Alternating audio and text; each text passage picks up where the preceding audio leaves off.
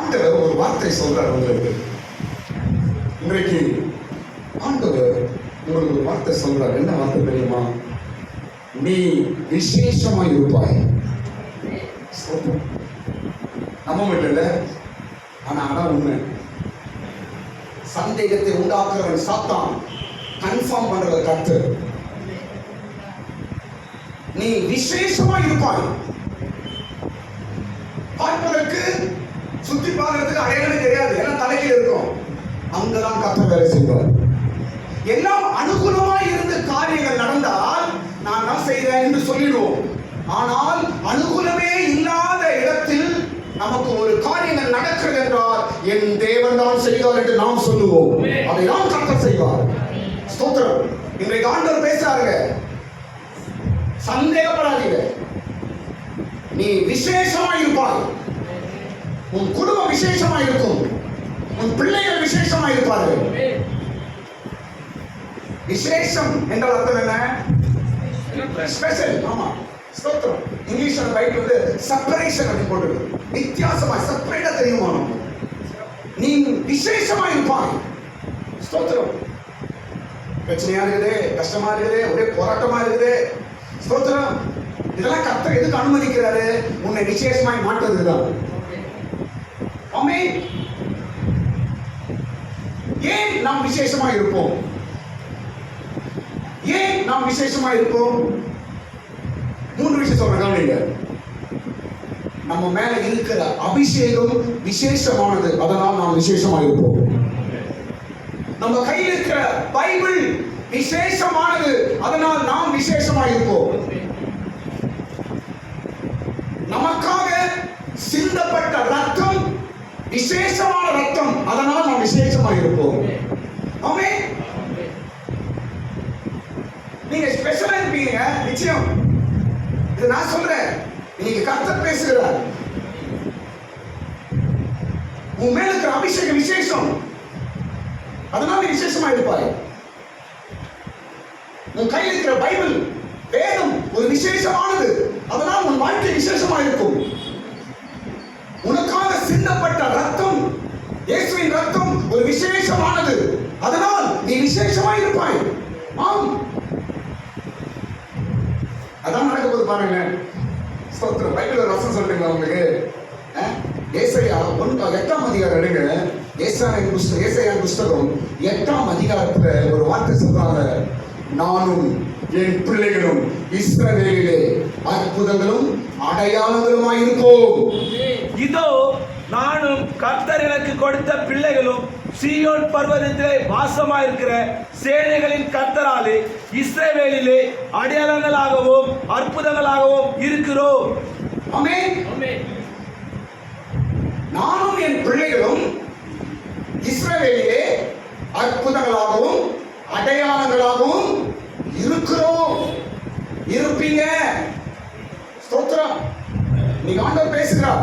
நீயும் உன் பிள்ளைகளும் உன் குடும்பமும் நீங்கள் விசேஷமாய் இருப்பீர்கள். ஸ்தோத்திரம். கர்த்தருடைய வார்த்தை அப்படியே படிக்கும். சூழ்நிலையை பார்க்காதீங்க, மனுஷங்களை பார்க்காதீங்க, பிரச்சனைகளை பார்க்காதீங்க, தோல்வியை பார்க்காதீங்க, எதை கண்டு கலங்காதீங்க. நான் விசேஷமா இருக்க போகிறேன். ஸ்தோத்திரம். நானும் என் குடும்பமும் விசேஷமா இருக்க போகிறேன். சொல்லுங்க, கையை தொட்டு மேல எடுங்க. எல்லாம் கண்ணு மூடுங்க. மற்ற யாரையும் பார்க்காதீங்க. நல்ல கண்ணு மூடி கண்ணை எடுத்துங்க. நானும் சொல்லுங்க, நானும் என் பிள்ளைகளும் என் குடும்பமும் விசேஷமா இருக்க போகிறோம். சொல்லுங்க, நானும் என் பிள்ளைகளும் என் குடும்பமும் விசேஷமா இருக்க போகிறது. அல்லேலூயா. இந்த வார்த்தையோடு திரும்பி போங்க. கர்த்தர் வரும் நாட்களிலே இந்த வார்த்தையை உனக்குள்ளே பலிக்க செய்வாங்க. ஸ்தோத்திரம். சரி, எப்படி நாம் விசேஷம் உள்ளவர்களாய் நாம் மாறுகிறோம்? நான் சப்ஜெக்ட் வரேன். எப்படி நாம் விசேஷம் உள்ளவர்களாய் மாறுகிறோம் என்றால், எல்லாரும் யாத்திராகமம் 33ஆம் அதிகாரம் எடுங்க. நான் பேச போகிறேன். யாத்திராகமம் 33ஆம் அதிகாரத்துல மோசே ஒரு வார்த்தை சொல்லுகிறார். யாத்திராகமம் 33ஆம் அதிகாரம் 16ஆம் வசனத்துல மோசே ஒரு வார்த்தை சொல்லுகிறார், நானும் உம்முடைய ஜனங்களும் விசேஷித்தவர்களாய் இருப்போம் என்று மோசே ஒரு வார்த்தை சொல்லுகிறார். படிங்க 16ஆம் வசனம். இப்படி எனக்கும் நானும் உம்முடைய ஜனங்களும் விசேஷித்தவர்கள் என்று விளங்கும் என்றான். நானும் உம்முடைய ஜனங்களும் எப்படி இருப்போம்? விசேஷித்தவர்களாய் இருப்போம் என்று மோசே சொல்லுகிறார். ஸ்தோத்திரம். நிச்சயமாய் விசேஷமுள்ளவர்களாய் கர்த்தர் நம்மை மாற்றுவார். ஸ்தோத்திரம். எப்படி ஒரு கிறிஸ்தவன் விசேஷமுள்ளவனாய் மாறுகிறான்? இங்க மோசே எதை வச்சு சொல்றாரு? எதை வைத்து மோசே சொல்லுகிறார் நானும் உன் ஜனங்களும் விசேஷமுள்ளவர்களாய் இருப்போம் என்று எதை வைத்து சொல்லுகிறார் என்றால் தேவ பிரசன்னத்தை வைத்து சொல்லுகிறார். உம்முடைய பிரசன்னம் என்னோடு கூட இருந்தால் நானும் என் ஜனங்களும் எப்படி இருப்போம்? விசேஷித்தவர்களாய் இருப்போம் என்று மோசே சொல்லுகிறார். ஸ்தோத்திரம். பிரியமான தேவ ஜனமே, பிரதர் சிஸ்டர், கவனிங்க. உங்களை விசேஷமாய் மாற்றுகிற ஒரு முக்கியமான விஷயம் தான் இன்றைக்கு மோசே நமக்கு சொல்லிக் கொடுக்கிறார். என்னவென்றால் தேவ பிரசன்னம். எல்லாரும் சொல்லுங்க, சத்தமா சொல்லுங்க. தேவ பிரசன்னம் நம்ம கூட இருந்தால் நாம் விசேஷமுள்ளவர்களாய் மாறுவோம். தேவ பிரசன்னம். என் சமூகம் உனக்கு முன்பாய் செல்லும் என்று சொல்றாரு மோசே. உங்களுடைய பிரசன்னம் என் கூட வரணும், சமூகம் என் கூட வரணும் என்று மோசே கேட்கிறார்.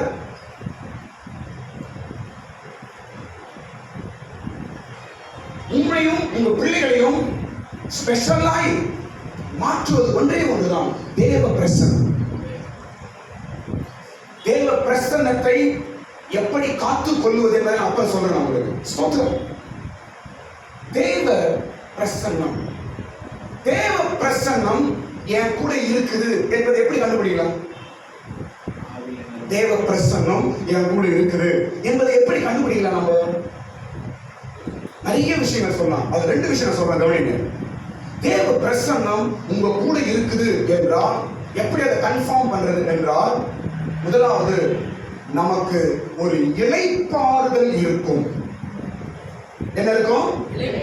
இளைப்பாறுதல். இங்கிலீஷ்ல ரெஸ்ட் அப்படி போடும். இளைப்பாறுதல் என்றால் என்ன? கவலை இருக்காது, பயம் இருக்காது, நடுக்கம் இருக்காது, அப்புறம் என்ன, சோர்வு இருக்காது, கண்ணீர் இருக்காது. ஒரு இளைப்பாறுதல், ஒரு ரெஸ்ட். எப்படி வெயில்ல நல்லா சுத்திட்டு வந்து வீட்டுல ஏசி ரூம்ல காத்து ஃபேன் காத்து கீழே உட்கார்ந்தா எப்படி ஃபீல் பண்றோம்?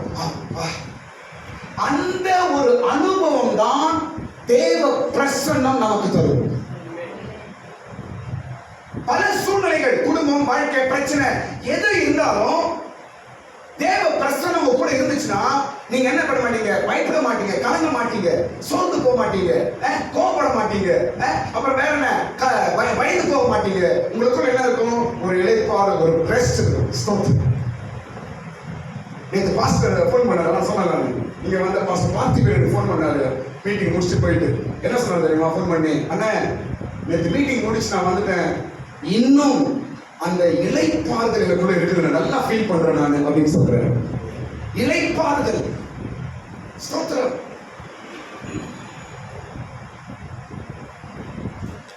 டென்ஷன், கலக்கம், பயம் இதெல்லாம் இருக்காதுங்க. நீங்க தேவ பிரசன்னத்தை காத்துக் கொள்வீர்கள் என்றால் நீங்க ஆளு வித்தியாசமா இருப்பீங்க. மோசேக்கு கர்த்தர் சொல்கிறார், என் சமூகம் உனக்கு முன்பாய் செல்லும், நான் உனக்கு, சொல்லுங்க, என் சமூகம் உனக்கு முன்பாய் செல்லும், நான் உனக்கு இளைப்பாறுதலை தருவேன். நான் சொல்ற கவனிங்க, ஒரே நான் சொல்றேன்.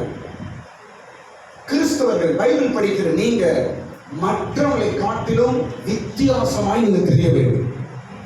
மற்றவன் கோபப்படுற மாதிரி கோபம் நமக்கு இருக்கக்கூடாது, மற்றவன் டென்ஷன் ஆகிற மாதிரி டென்ஷன் நமக்கு இருக்கக்கூடாது, மற்றவன் பயப்படுறது போல பயம் நமக்கு இருக்கக்கூடாது, மற்றவன் கலங்குறது போல நாம் கலங்கக்கூடாது. ஸ்தோத்திரம். அப்படி இருப்பாய் என்றால் உன்னோடு தேவ பிரசன்னம் இல்லை என்று அர்த்தம். பயப்படுற, கலங்குற, சோர்ந்து போற, கோபப்படுற, என்றால் தேவ பிரசன்னத்தை நாம் இழந்து போகிறோம். தேவ பிரசன்னம் நஷ்டப்படுகிறது என்று அர்த்தம். சில நேரத்தில் வீட்டுல சண்டை சச்சரவு சமாதானம் கிடையாது. எதுக்கு தான் கோபப்படுறோம்? வீட்டுல ஒரு இளைப்பாறுதல் இல்ல, நிம்மதியே இல்லைன்னா ஒரே நீ புரிஞ்சுக்கலாம், உங்க வீட்டுல தேவ பிரசன்னம் இல்லை என்று அர்த்தம். தேவ பிரசன்னம் இருக்கிற இடம் எப்படி இருக்கும்? இளைப்பாறுதலா இருக்கும். இன்றைக்கு ஆண்டவர் உன்னையும் என்னையும் ஒரு இளைப்பாறுதலை வைக்க என்று ஆசைப்படுகிறார். எப்பவுமே நாம் ஒரு ரெஸ்ட் இருக்கணும். இதயம், ஆத்துமா, ஸ்தோத்திரம், கலக்கத்திலும், பயத்திலும், நடுக்கத்திலும், சோர்விலும், அப்புறம் என்ன, கோபத்திலும், அதைரியத்திலும் ஒருபோதும் நாம் இருக்கக்கூடாது. ஸ்தோத்திரம். இவை எல்லாவற்றிலும் அப்பாற்பட்டு நம்மை பலப்படுத்துவதுதான் தேவ பிரசன்னம். அதைதான் மோசேக்கு கர்த்தர் சொல்கிறார், என் சமூகத்தை நான் உனக்கு தருவேன். ஒரு தேவ பிரசன்னம் நம்மோடு இருக்கும் பொழுது அதை நீங்க காத்து கொண்டு பாருங்க, நிச்சயமா உங்க வீடு ஸ்பெஷலாய் மாறும். நீங்கள் விசேஷமாய் மாறுவீர்கள். இது சத்திய வசனம் சொல்லுகிறது. இரண்டாவது அடையாளம் சொல்ற கவனிங்க. ஒரு தேவ பிரசன்னம் நம்ம கூட இருக்குது என்றால் இரண்டாவது அடையாளம் எப்படி கண்டுபிடிக்கலாம் தெரியுமா? இரண்டாவது அடையாளம், கர்த்தருடைய வார்த்தை நமக்கு உண்டாகும். என்ன உண்டாகும்? வசனம் இருக்குதுங்க. அங்க 9 வசனத்தை பாருங்க. மோசே கூடாரத்துக்குள் பிரவேசிக்கையில் மேக ஸ்தம்பம் இறங்கி கூடார வாசலில் நின்றது. கர்த்தர் மோசேயோடு பேசினார். 8 வசனத்துல கவனிங்க. ஒரு தேவ பிரசன்னம் உங்க கூட இருக்குது என்றால் எப்படி கண்டுபிடிக்கலாம் தெரியுமா? உங்களுக்கு கடவுளுடைய வார்த்தை உண்டாகும். நல்ல ஆலோசனை வரும். பைபிள் வசனங்கள் உங்களுக்கு ஞாபகம் வரும். பைபிள் வார்த்தைகள் உங்களுக்கு சத்தம் கேட்கும். ஸ்தோத்திரம். சில வாக்குத்தத்தங்கள்லாம் உங்களுக்கு கிடைக்கும். ஸ்தோத்திரம். இதன் அடையாளம் என்ன? தேவ பிரசன்னம் கூட இருக்கிறது என்று. ஆமென். ஒரு தேவ பிரசன்னம் கூட இருந்து இருக்குது என்றால் உங்க சூழ்நிலைக்கு ஏற்ற தேவ வார்த்தையை கர்த்தர் தருவார். உன் பிரச்சனைக்கு ஏற்ற ஒரு சத்தத்தை கர்த்தர் தருவார். கவனி. உங்களுடைய பாதைக்கு ஏற்ற ஒரு நல்ல வார்த்தையை உங்களுக்கு தருவார். இதெல்லாம் நமக்கு உண்டாகுது என்ற அர்த்தம் என்னமா? என் கூட தேவ பிரசன்னம் இருக்கிறது. ஆமென். அதனால் பாருங்க, ரெண்டு விஷயம் நான் சொல்றேன் பாருங்க. இளைப்பாறுதலையும் தேவ சத்தத்தை விளையாட தேவ வார்த்தையும் எப்போது நாம் காத்துக்கொள்ள வேண்டும்.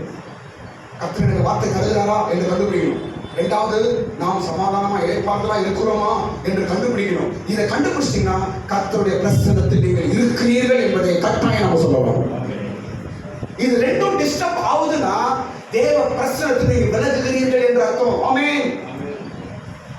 எந்த அளவுக்கு பாருங்க, எந்த அளவுக்கு தேவ பிரசன்னத்தை நீங்கள் காத்துக் கொள்கிறீர்களோ நிச்சயமாய் சொல்றேன், அந்த அளவுக்கு கர்த்தர் உங்களை உயர்த்துவார், உங்களை விசேஷமாக வைப்பார், நீங்கள் மேன்மை அடைவீர்கள். அடுத்த போய் சொல்ற கவனிங்க. அடுத்த பகுதி, தேவ பிரசன்னத்தை காத்துக்கொண்டு ஒரு நபர் சொல்ற கவனிங்க. தேவ பிரசன்னத்தை காத்துக்கொண்ட ஒரு நபர். யார் அந்த நபர் என்றால் யோசுவா. சொல்லுங்க, யோசுவா. ஒரு வசனம் சொல்ற கவனிங்க. யோசுவாவை குறித்து நான் படிக்கும் பொழுது அதே அதிகாரத்தில் தான் 11ஆம் வசனம் படிக்கும் பொழுது, நூனின் குமாரனாகிய யோசுவா என்னும் அவனுடைய பணிவிடைக்காரனாகிய வாலிபன் ஆசரிப்பு கூடாரத்தை விட்டு பிரியாதிருந்தான். இந்த யோசுவா யாரு? மோசேயோட சீஷன். இவன் எதை விட்டு பிரியாம இருக்கிறானா? ஆசரிப்பு கூடாரம் என்றால் தேவ பிரசன்னம். ஆசரிப்பு கூடாரம் என்றால் தேவனுடைய ஐக்கியம். ஆசரிப்பு கூடாரத்தை விட்டு பிரியாது இருந்தான் இந்த யோசுவா. ஸ்தோத்திரம். பைபிள்ல ரெண்டு முக்கியமான சம்பவம். பைபிள்ல இரண்டு மிக முக்கியமான சம்பவம் நான் சொல்றேன். ஒன்று, செங்கடல் இரண்டாய் பிளந்தது. ஒன்று என்ன சொல்லுங்க? செங்கடல் இரண்டாய் பிளந்த ஒரு முக்கியமான சம்பவம். இன்னொரு சம்பவம் சொல்றேன். எரிகோ மதில் விழுந்தது. பைபிள்ல மிக மிக இம்பார்ட்டன்டான சிச்சுவேஷன், ஒரு வெரி வெரி இம்பார்ட்டன்டான ஒரு சூழ்நிலை இது ரெண்டு. ஒன்று செங்கடல் பிரிந்தது, இரண்டாவது எரிகோவின் மதில் விழுந்தது. ஸ்தோத்திரம். இது ரெண்டும் யார் காலத்தில் நடந்தது? செங்கடல் பிரிந்தது யார் காலத்துல? மோசே. எரிகோ மதில் கீழே விழுந்தது யார் காலத்தில்? யோசுவா. ஏன் பயங்கரமான ரெண்டு சம்பவம் பைபிள் நடக்குது? யார் காலத்துல? மோசே காலத்திலும் யோசுவாவின் காலம். ஏன் என்றால் இந்த இருவரும் தேவ பிரசன்னத்தை காத்துக் கொண்டவர்கள். இவர்கள் இருவரும் தேவ பிரசன்னத்தை காத்துக் கொண்டவர்கள். அதனால் கர்த்தர் வல்லமையான காரியங்களை அவர்கள் காலத்தில் செய்கிறார். ஸ்தோத்திரம். யோசுவா விசேஷமானவனாய் மாறினான், மோசே விசேஷமானவனாய் மாறினான். காரணம் தேவ பிரசன்னம். ஸ்தோத்திரம். இங்க மாத்திரம் அல்ல, கவனிங்க, சர்ச்சை வந்தா மாத்திரம் அல்ல, வீட்டிலும் வேலைக்கு போகும்பொழுதும் வெளியே போகும்போதும் வரும்பொழுதும் மற்றவர்களோடு நம்ம கலந்திருக்கும் பொழுதும் எந்த இடத்திலும் நீங்க தேவ பிரசன்னத்தை உணர வேண்டும். உங்களுக்கு உயர்வு வேணுமா? தேவ பிரசன்னத்தை உணருங்க. உங்க வாழ்க்கையில வளர்ச்சி வேணுமா? தேவ பிரசன்னத்தை உணருங்கள். உங்க குடும்பத்தில் மாற்றம் வேண்டுமா? தேவ பிரசன்னத்தை உணருங்கள். உங்க வீட்டுல சுகம் வேண்டுமா? தேவ பிரசன்னத்தை உணருங்கள். உங்க பிள்ளைகளின் வாழ்க்கை தரம் உயர வேண்டுமா? தேவ பிரசன்னத்தை உணருங்கள். யோசுவா தேவ பிரசன்னத்தை அப்படியே காத்துக்கொண்டான். மோசே அடுத்தபடியாக யோசுவா பெரிய காரியங்களை செய்தார். யோசுவா செய்த 4 காரியம் சொன்ன பாருங்க. முதலாவது, கானான் தேசத்துக்கு போய் வேவு பார்த்து திரும்பி வந்து ஜனங்களை தைரியப்படுத்தினான். யோசுவா என்ன பண்றாரு? ஜனங்களை தைரியப்படுத்தினான். காரணம், அவன் தேவ சமூகத்தை காத்துக் கொண்டவன். ஸ்தோத்திரம். இரண்டாவது என்ன பண்றாரு? எரிகோவை பிடித்தார். என்ன பண்றாரு? எரிகோ பட்டத்தை பிடிக்கிறாரு. ஸ்தோத்திரம். மோசேக்கு அடுத்தது யோசுவா செய்யற வேலை. மூன்றாவது என்ன பண்றாரு? எரிகோ யோர்தானை கடக்கிறார். என்ன பண்றாரு? யோர்தானை கடக்கிறார். நான்காவது என்ன பண்றாரு தெரியுமா? 6 ஜாதிகளையும் 38 ராஜாக்களையும் ஜெயிக்கிறார். இதெல்லாம் யோசுவா பண்றாருங்க. யோசுவா காலத்துல நடக்கிற விஷயம். நான் ஏன் இதை சொல்லுகிறேன் என்றால், யோசுவாவோட பழக்கம் என்ன தெரியுமா? ஆசிரியர் கூடாரத்துக்கு போக மாட்டான். தேவ பிரசன்னத்தில் அப்படியே இருப்பான். ஸ்தோத்திரம், ஸ்தோத்திரம். தேவ பிரசன்னத்தை காத்துக் கொள்வானா.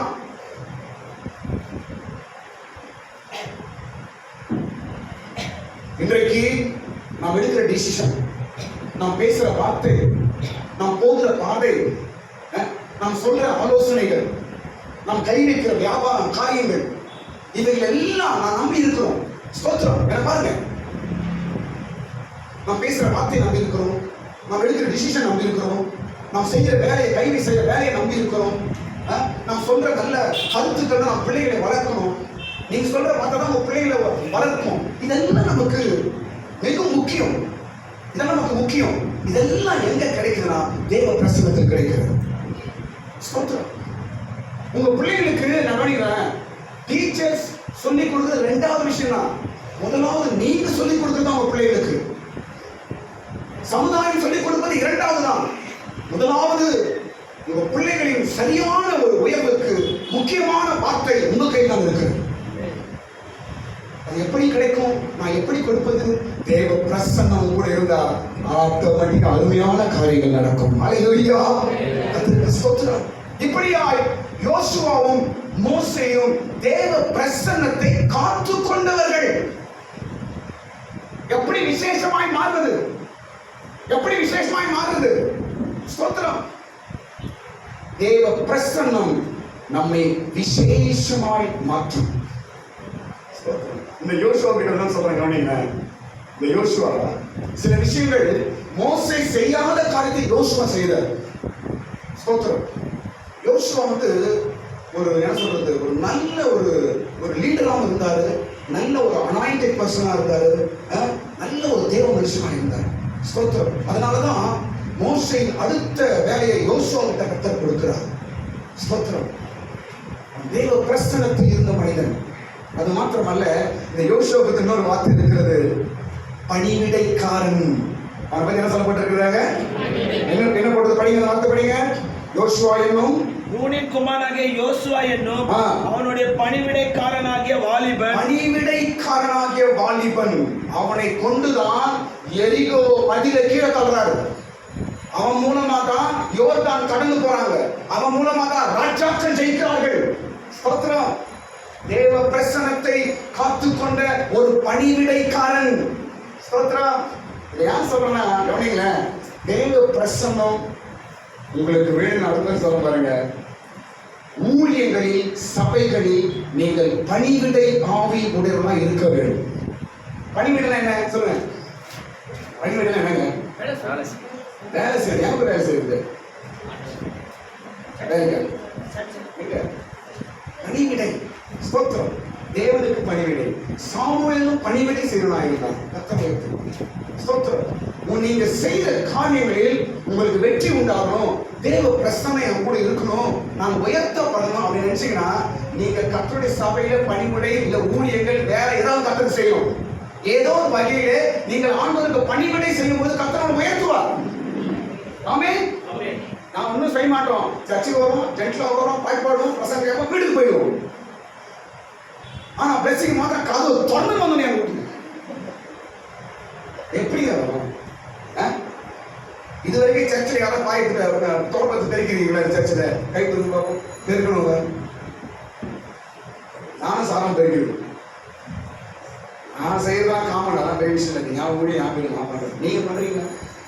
இது வரைக்கும் தொடப்பம் எடுத்து சர்ச்சை நான் பெருக்கி இருக்கிறேன். சரி, கை தூக்குங்க. இல்லதான் தூக்குதுங்க. இது வரைக்கும் சர்ச்சு டாய்லெட் நான் கை இருக்கிறேன். கை தூக்க பார்ப்போம். ஆண்டு கை தூக்குறேன். சொல்லுங்க, எப்படிங்க? எப்படி கர்த்தர் உங்களை விசேஷமாய் மாற்றுதா? உதாரணம் சொல்லணும் பாருங்க. சீக்கிரம் கன்வென்ஷன் போடுங்க. சீக்கிரம் கன்வென்ஷன் எல்லாம் போயிடும். இப்போ தெரியும். இப்போ இருக்கு எல்லாம் நல்ல ஹை ரேங்க்ல இருக்கிறவங்க தான் விசுவாசம். அவங்களுக்கு ஊழியக்காரர் எல்லாம் ட்ரைனிங் கொடுக்குறாரு தெரியுமாங்க. ட்ரைனிங்ல ஊழியம் டியூட்டி என்ன கொடுக்குறாரு தெரியுமா? போனவன நம்ம செருப்பு கை பண்ணுறாங்க. அந்த செருப்பை அவங்க எடுத்து தொடச்சி காலம் எடுத்து வைப்பாங்க. அது என் கூட வந்தாரு செருப்பில் வைக்கிறோம். திருப்பி நம்ம மீட்டிங் முடிச்சுட்டு போகும்போது நம்ம கார்டு கொடுத்துரும். நம்ம செருப்பை எடுத்து கவரை கைட்டு நம்ம செருப்பத்தை கையில் கொடுப்போம். எப்படிங்க இது? சூப்பர் இல்லை? எப்படிங்க ஒரு மனுஷன் செய்ய முடியலாம்? டோக்கன் வைஸ் ஸ்டிக் போட்டு போயிடலாம். இது என்ன? ஜனங்களுக்கு ஒரு பணிவிடை. மோசே என்ன அழகா செஷனை ரெடி பண்ணாரு பாருங்க. மோசே என்ன அழகா யோசுவாவை ரெடி பண்றாரு பாருங்க. பணிவிடை. கைசெல்லாம் மந்திராதி இதெல்லாம் ஏதாவது சான்ஸ் கிடைச்சா ஃபைட் பண்ண முடியுமா, லைட் போட முடியுமா, வெறுக்க முடியுமா, இல்ல பாஸ்டர் ஏதாவது ஹெல்ப் பண்ண முடியுமா, அந்த எண்ணத்துல இருங்க. சான்ஸ் கிடைச்சா உடனே செஞ்சுருங்க. ஸ்தோத்திரம். இவையெல்லாம் நம்மை உயர்த்தும் வழிகள், நம்மை கனப்படுத்தும் வழிகள். ஸ்தோத்திரம். யோசுவா எரிகோவை கீழே தள்ளினான். அவனை கொண்டு கர்த்தர் செய்தார். காரணம், தேவ பிரசன்னம் அவனோடு கூட இருந்தது. அல்லேலூயா. சரி, அடுத்த பகுதி நான் போகிறேன். கர்த்தருக்கு ஸ்தோத்திரம். அடுத்த பகுதி என்னவென்றால், தேவ பிரசன்னத்தில் நடக்கும் சில காரியங்கள். தேவ பிரசன்னத்தில் நடக்கும் சில காரியங்கள் நான் சொல்ல கவனிங்க. ஒரு தேவ பிரசன்னம் நம்ம கூட இருக்கும் என்றால், ஒரு தேவ பிரசன்னம் நம் ஆராதிக்கிற இடத்தில் இருக்குமே என்றால் என்ன நடக்குமாங்க? ஒரு 4-5 காரியம் நடக்குதுங்க. ஸ்தோத்திரம். முதல் காரியம், தேவ பிரசன்னம் இருக்கும் இடத்தில் நடக்கும் முதலாவது காரியம் என்ன தெரியுமா? உங்களுக்கு கனம் கிடைக்கும். எல்லாரும் ஆமென் சொல்லுங்க. அப்புறமா சொல்லுங்க. உங்களுக்கு கனம் கிடைக்கும். கனம் என்றால் மரியாதை. உங்களுக்கு மரியாதை கிடைக்கும். எங்க மரியாதை கெட்டு போகுது? நீ ஆண்டவருடைய சமூகத்தை இழந்து போகும்போது தான் உன் மரியாதை கெடுது. எனக்கு மரியாதை கொடுக்க மாட்டாங்க. நீ கடவுள் மரியாதை கொடுத்தா உன் மரியாதை கிடைக்கும். பைபிள் படிங்க, வசனம் எல்லாரும் வசனம் படிங்க. 1 நாளாகமம் 16ஆம் அதிகாரம் 27ஆம் வசனம் படிங்க பாப்பா. நல்ல வார்த்தை, அருமையான வார்த்தை. தேவ பிரசன்னத்தில் நமக்கு கிடைக்கிற முதல் காரியம் என்ன? ஏன் நாம் தேவ பிரசன்னத்தை காத்துக்கொள்ள வேண்டும்? ஏன் தேவ பிரசன்னத்தில் நாம் இருக்க வேண்டும்? ஏன் ஒரு கிறிஸ்தவனுக்கு தேவ பிரசன்னம் ஏன் முக்கியம்? ஆண்டவரே, உம்முடைய பிரசன்னத்தை என்னிலிருந்து எடுத்து தள்ளிவிடாமல் இருக்கும், உம்முடைய பிரசன்னத்திலிருந்து என்னை தள்ளிவிடாதிரும் என்று தாவீது சொல்றாரு. அவ்வளவு பெரிய ராஜா சொல்றாரு. அவருக்கு எல்லா அதிகாரம் உண்டு, வல்லமை உண்டு, எல்லாமே இருக்கு தாவீதுக்கு. ஆனா என்ன சொல்றாரு? உங்களுடைய பிரசன்னத்திலிருந்து, உங்களுடைய சமூகத்திலிருந்து என்னை தள்ளிவிடாதிருங்கப்பா. இன்னைக்கு சாத்தான் தேவ பிரசன்னத்தில் உன்னை தள்ள பார்க்கிறான். உன் வீட்டுல தேவ பிரசன்னம் இருக்கக்கூடாது, உன் கூட தேவ பிரசன்னம் இருக்கக்கூடாது, நீ தேவ பிரசன்னத்தில் இருக்கக்கூடாது என்று சாத்தான் உன்னை தள்ள பார்க்கிறான். ஜாக்கிரதை. கர்த்தர் உன் மேல ஒரு விசேஷமான ஒரு தீர்மானத்தை வைத்திருக்கிறார். நாம் சொல்றோம் பாருங்க, நீங்க உங்க குடும்பம் சாதாரணமானவர்கள் அல்ல. ஏதோ ஒரு ஸ்பெஷலான ஒரு காரியம் வரும் நாட்கள் நடக்க போகிறது. கையை தட்டுங்க. ஹல்லேலூயா. ஒரு விசேஷமான காரியம் உன் வாழ்க்கையில் நடக்க போகிறது. ஜாதிகள், ஜனங்கள் உன்னை திரும்பி பார்க்கும்படிக்கு கர்த்தர் ஒரு காரியத்தை சீக்கிரம் செய்ய போகிறார். நீங்கள் மலை மேல் இருக்கும் பட்டணம் போல மாற போறீர்கள். எல்லாரும் உங்க உயரத்தில் பார்க்க போறாங்க. நடக்க போகுது. ஆமென். எப்படி நடக்க போகுது? தேவ பிரசன்னம் செய்ய போகிறது. என் கூட இருக்கிற தேவ பிரசன்னம் அதை செய்ய போகிறது. முதல் காரியம் படிங்க, தோசை படிங்க. 1 நாளாகவும் மகிமையும் கனமும் அவர் சமூகத்தில் இருக்கிறது. போதும். தேவ சமூகம், தேவ பிரசன்னத்தில் நமக்கு கிடைக்கிற முதல் காரியம் என்ன சொல்லுங்க பாப்போம்? மகிமையும் கனம், மகிமை.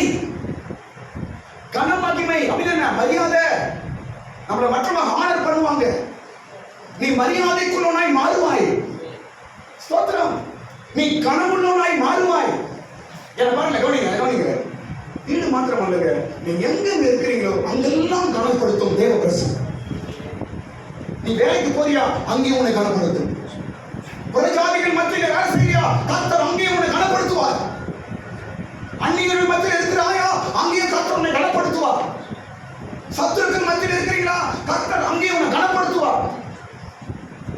உங்களுக்கு மரியாதை கொடுத்து வைப்பது கர்த்தருடைய வேலைங்க. எப்படிங்க கர்த்தர் நமக்கு மரியாதை இல்லாம நடத்துவாரு? ஒரு ராஜா என்றால் கனமும் மரியாதையும் அவனுக்கு தேடி வரும். நீதான் அந்த ராஜா. ராஜாதி ராஜாவே இயேசு உன்னோடு இருக்கிறார். எப்படி உனக்கு மரியாதை கெட்டு போகும்? எப்படி உனக்கு மரியாதை கிடைக்காம போகும்? எப்படி மனுஷனுக்கு மரியாதை கொடுக்காம போவான்? இல்லையே, அப்படி பைபிள் அப்படி சொல்லலையே. ஒருவேளை வயது கம்மியா இருக்கலாம், இருந்தாலும் கர்த்தருடைய பிரசன்னம் உன்னோடு இருக்குமே என்றால் நிச்சயமாய் உன் சத்துருக்களை உனக்கு கனப்படுத்துவான். ஆமென். இதான் சத்தியம். ஒரு இன்சிடென்ட் சொல்ல பாருங்க. தாவீது அப்சலோம் பிள்ளை மூலமா கடத்தப்பட்டு வெளியே போறான். எருசலேம் விட்டு வெளியே போறாரு. அப்ப எதிரில சிமேயின் ஒருத்தன் அவரை தூசிக்கிறான். மண்ணை அள்ளி கொட்டி, ரத்தப்பிரியனே நாசமா போ அப்படின்னு தாவீதை ஒருத்தன் தூசிக்கிறான். மண்ணை தூரம் மேல, நீ நல்லாவே இருக்க மாட்ட போ என்று சொல்றான். தாவீது ஒண்ணுமே பேசலங்க. அமைதியாய் நடந்து போகிறான். ஒரு பெரிய ராஜா ஒன்றுமே பேசல. அவன் கூட இருக்கிற போர் வீரர்கள் என்ன சொல்றாங்க தெரியுமா? ஐயா, ஒரு வார்த்தை சொல்லுங்க ஐயா, அந்த செத்த நாயை நாங்க கொண்டு சொல்லுங்க ஐயா அப்படின்னு அவன் கூட இருக்கிற பலசாலிங்க சொல்றான். அதுக்கு தாவீது சொல்றான், கர்த்தர் அனுமதிப்பார் என்றார், நாம் என்ன செய்ய முடியும் என்று சொல்லி தாவீது அமைதியாய் போயிட்டாருங்க. நான் சுருக்கமா சொல்றேன், திரும்பி அவர் ராஜ்யம் கிடைக்க திரும்பி வராரு. அதே சிமை ஓடி காலம் வராங்க. அதே கையை தட்டுங்க. என்ன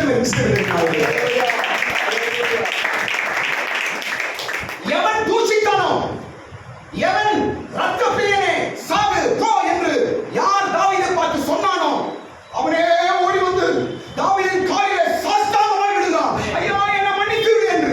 ஏன்? அவனோடு இருந்த தேவ பிரசன்னம். நிச்சயமாய் நான் சொல்றேன், கவனிங்க. நீங்க கணத்தை தேடி போவாதீங்க, கணம் உங்களை தேடி வரும்.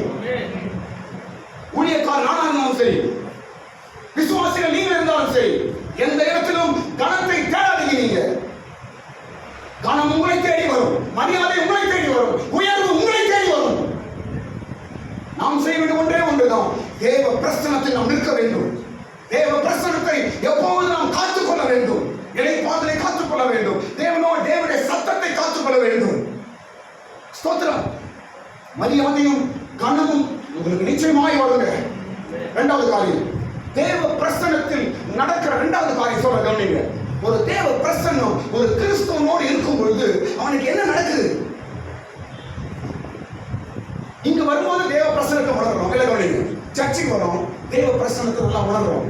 ஆனா வெளியே போனோம்னா அதை விட்டுவிடாது, அதை நம்ம இழந்து போயிடக்கூடாது. ஸ்தோத்திரம். அந்த பிரசன்னம் தொடர்ந்து உங்களோடு இருப்பதை நீங்கள் உணர வேண்டும். அந்த பிரசன்னம் தொடர்ந்து உங்க கூட இருக்கிறதை நீங்கள் உணர வேண்டும். ரொம்ப முக்கியமான காரியம் இதெல்லாம். ஸ்தோத்திரம். பல வழிகள் நாம் தேவ பிரசன்னம் இழந்துடுறாங்க. ஸ்தோத்திரம். வார்த்தையினால, கோபத்தினால, கசப்பினால, பெருமையினால, இருதயத்தில் இருக்கிற கெட்ட காரியங்களால நாம் பிரசன்னத்தை இழந்து போகிறோம். தேவ பிரசன்னத்தை லாஸ் பண்ணா உங்களுக்கு தான் லாஸ். தேவ பிரசன்னத்தை நஷ்டப்படுத்துமா என்றால் கவனிங்க, உங்களுக்கு தான் நஷ்டம், நமக்கு தான் நஷ்டம். கர்த்தருக்கு நஷ்டம் கிடையாது. மற்றவங்களை சண்டை போடுறத உனக்கு தான் நஷ்டம், மற்றவங்களை திட்டுறது உனக்கு தான் நஷ்டம், மற்றவங்களை அவமானப்படுத்துறது உனக்கு தான் நஷ்டம், மற்றவங்களை கோபப்படுறது உனக்கு தான் நஷ்டம், மற்றவங்களை பத வைப்பது உனக்கு தான் நஷ்டம், மற்றவங்களை கசப்பு வைப்பது உனக்கு தான் நஷ்டம், நமக்கு தாங்க நஷ்டம். ஸ்தோத்திரம். இதெல்லாம் நம்ம என்ன செய்ய தெரியுமா? தேவ பிரசன்னத்துக்கு நம்மை தள்ளிக்கிட்டோம், வெளியே போ அப்படின்னு. ஸ்தோத்திரம். அப்போ நமக்கு உண்டான கணம் ஆசீர்வாதத்திலிருந்து நம்ம வெளியே போயிடணும். ஸ்தோத்திரம். என்ன செய்து நான் சொல்லுகிறேன், ஆண்டவரே பிரசவம் எப்போது என் கூட இருக்கணும்.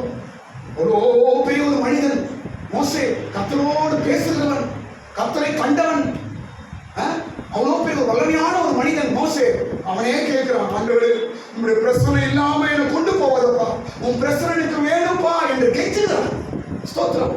அப்ப நமக்கு எவ்வளவு முக்கியம், ஆண்டவரே என் குடும்பத்தை நடத்தணும், என் பிள்ளைகளை நடத்தணும், என் வீட்டை நடத்தணும், இந்த காரியத்தை நான் செய்யணும், என் பிள்ளைகளுக்கு எதிர்காலம் வேண்டும், என் சூழ்நிலை மாறணும், என் கணவன் நல்லா இருக்கணும், என் மனைவி நல்லா இருக்கணும், என் வீடு மாறணும் என்று இருக்கிற நீங்கள் தேவ பிரசன்னத்தை காத்துக்கொண்டால் எவ்வளவு காரியம் நடக்குது தெரியுமா உங்களுக்கு? நான் சொல்றேன் பாருங்க, நான் ஒண்ணு சொல்றேன், மனுஷன் தேவையில்லை, பணம் தேவையில்லை. நான் சொல்றேன், உதாரணம் சொல்றேன், சக்தி தேவையில்லை, எந்த மனித உதவியும் தேவையில்லை. ஸ்தோத்திரம். நீ தேவ பிரசன்னத்தை காத்துக்கொண்டால் போதும், இவைகள் எல்லாம் பல மடங்கு என்னை தேடி வரும். கையை தட்டு. ஹல்லேலூயா. இதான் சத்தியம், இதான் சத்தியம். தேவ பிரசன்னத்தை விட்டுட்டு அவங்கிட்ட போலாமா, இவங்கிட்ட போலாமா, இங்க செய்யலாமா, அது செய்யலாமா, நமக்குள்ளேயும் சரியான டிசிஷன் இல்லாம, நல்ல ஒரு ஐடியா இல்லாம, ஒரு தைரியம் இல்லாம, குழப்பம். ஏன்? தேவ பிரசன்னம் கூட இல்ல. தேவ பிரசன்னம் இல்லாதனாலதான் நீ அலக்கடிக்கப்படுகிறாய், சோர்ந்து போகிறாய். ஒரு காக்கா போல சுத்துறோம், டிசிஷன் சரியில்லை, குழப்பமா இருக்குது, கோபம் வருது, வீட்டுக்கு வந்தா நிம்மதி கிடையாது, வெளியே போன நிம்மதி கிடையாது. இப்படிலாம் நம்ம கிறிஸ்தவம் ஒருபோதும் சொல்லக்கூடாது. உலகத்தை சொன்னாங்க பாரு, வீட்டுக்கு போனா நிம்மதி கிடையாது, வேலைக்கு போனா நிம்மதி கிடையாது, வெளியே போனா பேய், கூட்டு வந்தா பேய் அப்படின்ற அவன் இப்படி நம்ம சொல்லலாமா? நோ. நம்ம யாருங்க? நம்ம யாரு? ஸ்தோத்திரம். ஒருபோதும் நம்ம மைண்டில் வரக்கூடாது. நீ போகிற இடம் தேவ பிரசன்னமாய் மாறும். வேலைக்கு போற ஒரு இடத்துல நீ இப்போ நிற்கும் போது முதலாளி சொல்லணும், தம்பி நீங்க வந்தா நல்லா இருக்குதுப்பா, சிஸ்டர் நீங்க வர்றது நல்லா வேலை பண்றீங்க, நல்லா இருக்குது அப்படின்னு அவங்க சொல்லுவாங்க. காரணம் என்ன? தேவ பிரசன்னம். ஆமென். இரண்டாவது காரியம், தேவ பிரசன்னம் இருந்தால் நடக்கிற இரண்டாவது காரியம் சொல்ற கவனிங்க, கர்த்தருடைய வழிகளை நாம் தெரிந்து கொள்ள முடியும். சூப்பர் வார்த்தை. கர்த்தருடைய வழிகளை நாம் தெரிந்து கொள்ள முடியும். நம்ம வாழ்க்கையில கர்த்தர் என்ன வழி வச்சிருக்கிறாரு, என் வாழ்க்கையில கர்த்தர் என்ன திட்டம் வச்சிருக்கிறாரு, என் வாழ்க்கையில கர்த்தர் என்ன பிளான் வச்சிருக்கிறாரு, இதெல்லாம் நம்ம தெரிஞ்சுக்கிறதுக்கு என்ன வழி? எப்படி தெரிஞ்சுக்கணும்? எப்படி நாம் தெரிந்து கொள்வது? தேவ பிரசன்னம் உன் கூட இருக்கும் பொழுது இதெல்லாம் தெரியும், உங்களுக்கு புரியும். ஆமென். வசனம் இருக்குது. ஸ்தோத்திரம். படிங்க. எத்தனை வசனம் அது? 13ஆம் வசனம். சீக்கிரம் படிங்க. 13ஆம் வசனம். இந்த வழிகளை உம்முடைய வழியை எனக்கு அறிவியும், ஆ. இந்த ஜாதி உம்முடைய ஜனம் என்று நினைத்தொள்ளும் என்றான். ஸ்தோத்திரம். அது தொடர்ந்து படிக்கும்போது தேவ பிரசன்னம் நம்மோடு இருக்கும் பொழுது கர்த்தருடைய வழிகளை நாம் புரிந்து கொள்ள முடியும். ஸ்தோத்திரம். மற்றவங்க நம்ம சொல்ல வேண்டிய தேவையில்லை. கர்த்தரே உனக்கு சொல்லிக் கொடுப்பார். கர்த்தரே உனக்கு வழியை காட்டுவார். கடவுளுடைய வழி எது?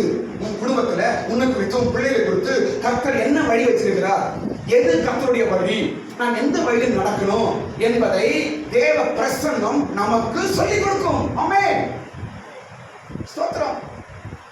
என் பிள்ளை எந்த வழியில் நடத்துவது, என் மனைவி எப்படி நடத்துறது, என் கணவனுக்கு எப்படி நடப்பாரு.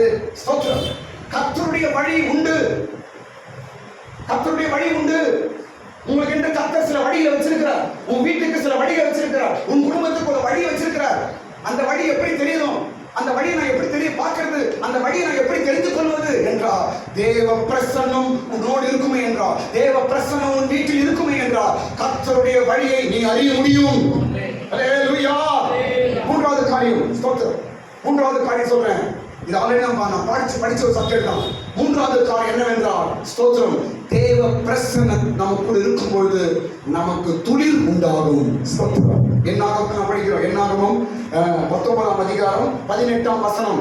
ஒரு தேவ பிரசன்னம் ஒரு கிறிஸ்தவனோடு இருக்கும் பொழுது அவன் வாழ்க்கை, அவன் குடும்பம் துளிர்க்கும்.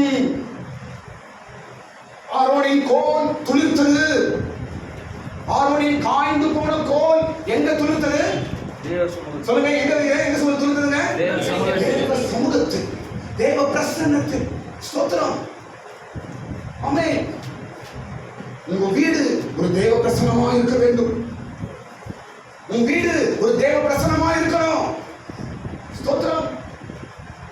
பிள்ளைகளுக்கு எதை நீங்க சேர்த்து வைக்கிறீங்களோ இல்லையோ, பிள்ளைகளுக்கு வீட்டுல குணமாய் ஜெபிக்கிற பழக்கத்தை சொல்லிக் கொடுங்க. அதோட வேற ஒண்ணும் தேவையில்லைங்க.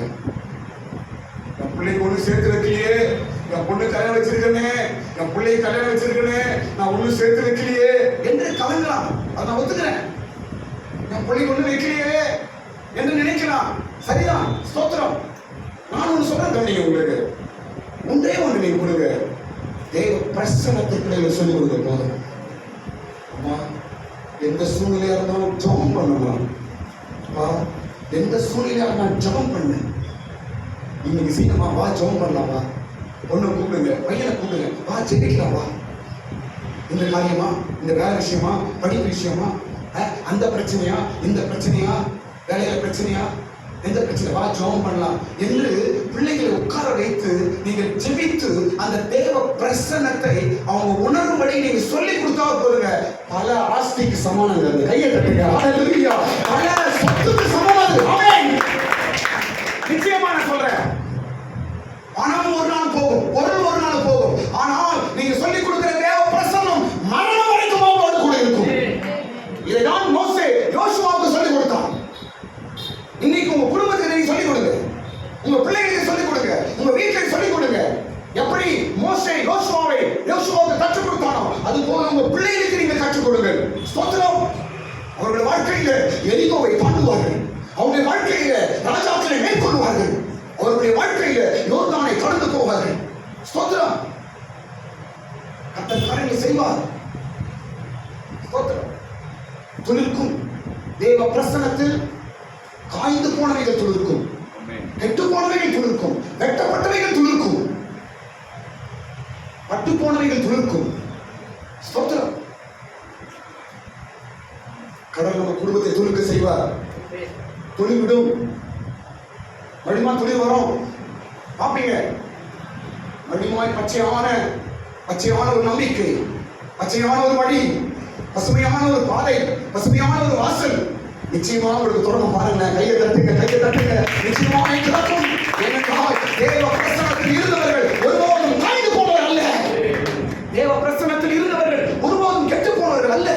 தேவ பிரசன்னத்தில் இருந்த கோள்கள் வெக்கப்பட்டு போகவில்லை, கனப்படுத்தப்பட்டவர்கள்.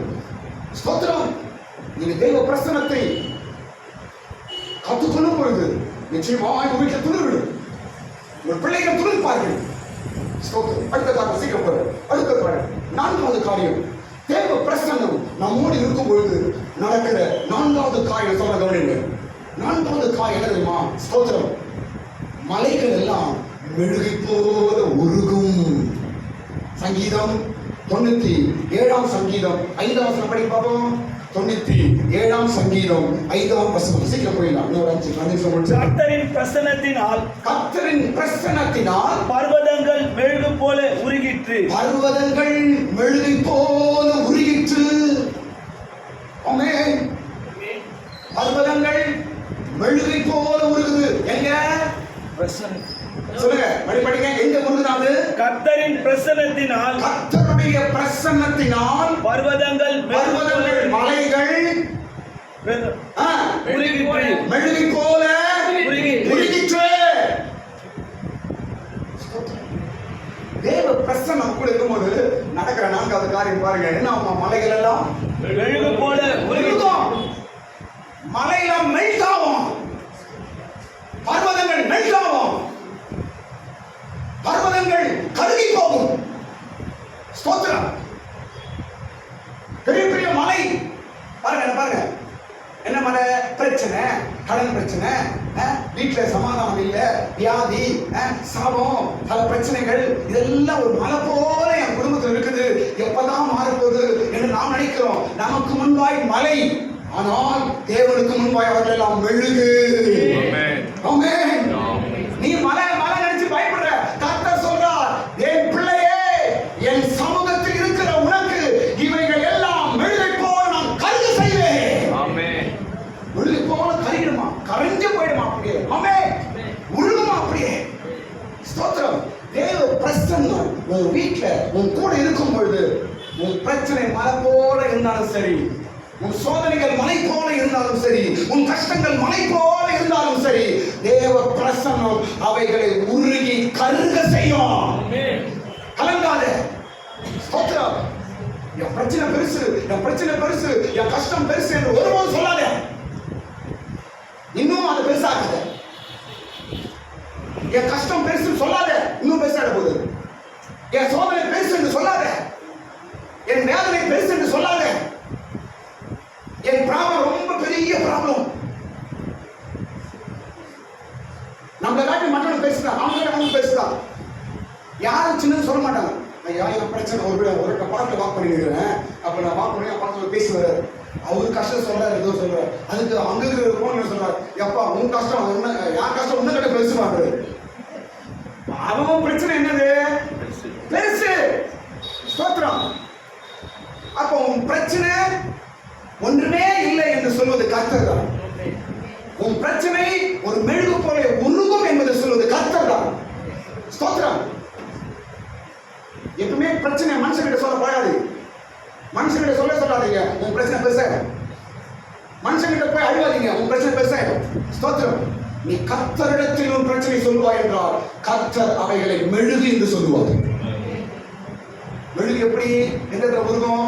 நெருப்புக்கு முன்னாடி அந்த மெழுகு என்ன ஆயிடும்? அப்படியே தண்ணி ஆயிடும். ஸ்தோத்திரம்.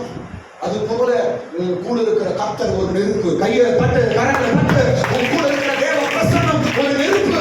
உன் கூட இருக்கிற இயேசு ஒரு நெருப்பு. உன் கூட இருக்கிற கர்த்தர் ஒரு நெருப்பு. உன் மலை போல பிரச்சனை தண்ணீர் போல கரைந்துடும்.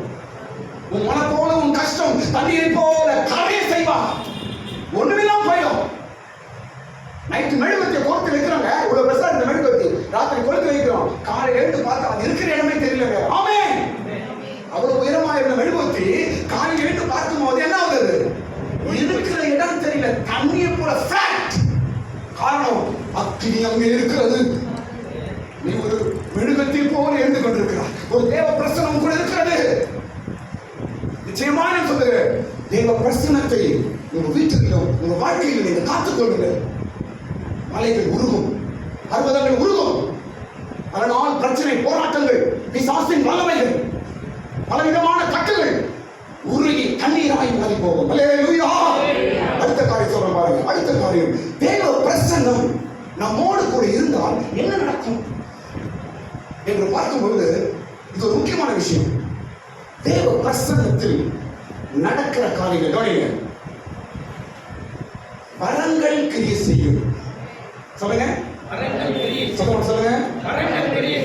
ஆவி ஆவிக்குரிய வரங்கள் கிரீஸ் வேலை செய்யும், ஆக்டிவேட் ஆகும். ஸ்தோத்திரம். அது தேவ பிரசன்னத்தில் நடக்கிற ஒரு முக்கியமான விஷயம். நான் சொல்ல பாருங்க, நீங்க இருக்கிற அபிஷேகம் பெற்ற இங்க இருக்கிற நீங்கள் வரங்கள் இல்லாத ஒரு ஆள் கிடையாது. எனக்கு வரம் இல்லை என்று அபிஷேகம் பெற்றவன் சொல்லாதீங்க.